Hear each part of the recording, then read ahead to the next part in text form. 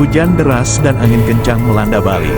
Badan Penanggulangan Bencana Daerah, BPBD, Provinsi Bali mencatat sejumlah kejadian bencana alam di Provinsi Bali yang terjadi pada Senin, tanggal 9 Oktober tahun 2024. Kepala Pelaksana BPBD Provinsi Bali, Made Rentin, mengatakan bahwa hujan deras dan angin kencang melanda hampir merata di seluruh Bali.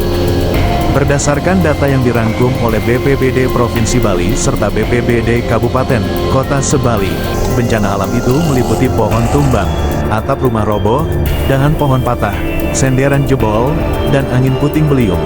Katanya, Selasa, tanggal 10 Desember tahun 2024, dalam keterangan yang diterima Kompas.com.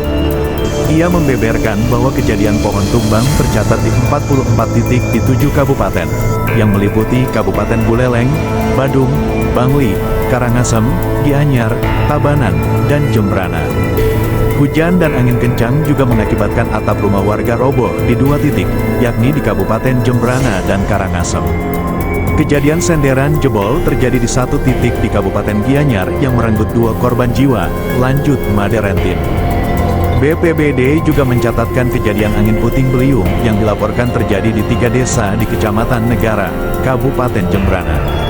Hasil kaji cepat BPBD Jembrana melaporkan beberapa kakak, kepala keluarga, terdampak, dan fasilitas umum mengalami kerusakan, sambung dia. Made Rentin menyebutkan bahwa bencana alam tersebut menimbulkan kerusakan yang ditaksir mencapai 260 juta rupiah. Berdasarkan peringatan dini cuaca dan iklim dasarian I Desember tahun 2024, dari BMKG wilayah 3 Badung, Bali sudah memasuki musim hujan.